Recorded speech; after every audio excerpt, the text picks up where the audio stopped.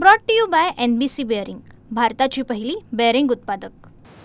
कालची घटना म्हणजे सोग्रसा असेल, मालसाना असेल, भूताने असेल या परिसराच्या दृष्टीने अत्यंत वाईट घटना आहे। कारण शालेय विद्यार्थी चिरडले गेले, म्हणजे त्या बिचाऱ्या मुलांचा कुठलाही दोष नसताना म्हणजे वाहनधारक किती म्हणजे बेभानपणे वागताय त्याचा नमुना हा काल आलेला आहे की मार्केटहून आल्यानंतर मुलं अगदी त्यांच्या शिस्तीने पायी जात असताना त्या गाडीवाल्याने त्यांना चिरडण्याचं काम केलंय आणि त्यामध्ये अक्षय महाले हा विद्यार्थी त्या ठिकाणी मृत्यू पावलाय आणि आज त्यांचे वडील म्हणजे एकुलता एक होता, घराचा आधार होता, फार मोठी आशा त्या कुटुंबाला त्याच्याकडून होती आणि ही घटना त्यांच्या दृष्टीने किंवा सगळ्यांच्या दृष्टीने अत्यंत दुःखदायक आहे। सोग्रस फाटा हा ब्लॅक स्पॉट आहे।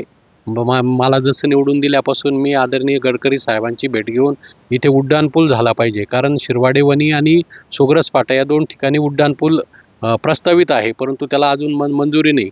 पण लवकरच आता कारण सहापदरी हा रस्ता धुळे ते नाशिक म्हणजे आपला पिंपळगावपर्यंत हा सहापदरीकरण होतोय आणि सिंहस्थाच्या निमित्ताने मी मगाशीच अधिकाऱ्यांशी बोलून पाहणी करून एक तात्पुरती का होईना, कारण विद्यार्थ्यांना दररोज शाळेला जायचं यायचंय आणि अशा घटना विद्यार्थ्यांच्या बाबतीत घडू नये तशा वारंवार घटना म्हणजे दिवसाला घटना इथे या परिसरामध्ये घडताय आणि म्हणून ताबडतोब याच्यावरती काय उपाययोजना करता येईल या दृष्टीने मी नक्कीच माझा प्रयत्न चालू आहे। शेवटी ही घटना झालेल्या कुटुंबाचं दुःख किंवा असा प्रसंग कोणाच्या आयुष्यामध्ये येऊ नये या दृष्टीने जे करता येईल ते करण्याचा नक्कीच प्रयत्न करू। नक्कीच केला पाहिजे, कारण एका बाजूला टोल घेतला जातो, दुसऱ्या बाजूला आता ज्या रस्त्याला जी गावं आहेत त्या गावांना पादचारी मार्ग देणं ही त्या टोलधारकांची किंवा त्या कंपनीची जबाबदारी आहे आणि इथं तसा काही पादचारी मार्ग दिलेला दिसत नाही आहे।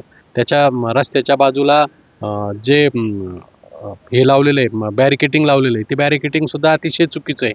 तेच बॅरिकेटिंग जर थोडंसं अजून रस्ता मोठा होता, थोडंसं 4-5 फूट जर त्यांनी बाजूला केलं असतं, कारण तुम्ही बघा अगदी रस्त्याला खिटून ते बॅरिकेटिंग केलं आहे आणि त्यामुळे त्या मुलांना बाजूला जायला संधीच मिळाली नाही। म्हणजे चुकीच्या गोष्टी होत आहे, म्हणजे एकतर पादचारी मार्ग पाहिजे, बॅरिकेटिंग चुकीच्या पद्धतीने केलेलं आहे, नंतर गाव आहे, गावाच्या ठिकाणी नको तिथं स्पीड ब्रेकर टाकले जातात। आता इथं स्पीड ब्रेकर बघितले तर ते पार घासून गेलेले, म्हणजे जी वाहनाची गती कमी व्हायला पाहिजे ती गती कमी न होता उलट ती वाढते आणि अशा चुकीच्या घटना होत आहेत। त्याचबरोबर पोलीस प्रशासनाचं सुद्धा याच्याकडे किंवा RTOचं सुद्धा याच्याकडे लक्ष नाही। लक्ष देऊन वाहनधारक जर दारू पिऊन जर गाडी चालवत असेल तर अशावरती कारवाई केली पाहिजे। पोलीस नको त्या गाड्यांना अडवून त्यांना त्रास देण्याचं काम करते, परंतु अशी चुकीची वागणारे जे ड्रायव्हर आहेत त्यांच्यावरती गुन्हे दाखल केले पाहिजे, त्यांची तपासणी केली पाहिजे, कारण एक जीव हा आपल्या सगळ्यांच्या दृष्टीने फार महत्त्वाचा आहे आणि असं तरुण मुलांचा त्या ठिकाणी जीव जातो किंवा अशी शालेय विद्यार्थी चिरडले जातात, हे अत्यंत वाईट आहे। तुम्ही टोमा कंपनी गुन्हा दाखल करण्याची मागणी करता? नक्कीच, कारण जर त्या कंपनीने हे पादचारी मार्ग जर टोल वसूल करताय तर दुसऱ्या बाजूला लोकांना सर्व्हिस देणं ही त्यांची जबाबदारी आहे। आणि मग आज मी अधिकारी नॅशनल हायवेचे अधिकारी पण बोलवलेले, गावातले इथले सरपंच यांच्याबरोबर बसून ज्या गोष्टी करणं गरजेचं आहे आणि त्याचबरोबर मला आपल्यालाही सांगणं आहे की आपण कंपनीवरती जी घटना झाली आहे एक आपण गुन्हा कंपनीवरती सुद्धा आपण या निमित्ताने दाखल करू, कारण कंपनीला गुन्हा दाखल केल्याशिवाय कंपनीला जाग येणार नाही, कारण टोल वसूल केला जातो तर जबाबदारी त्यांची पण आहे। Brought to you by NBC bearing, भारताची पहिली बेअरिंग उत्पादक।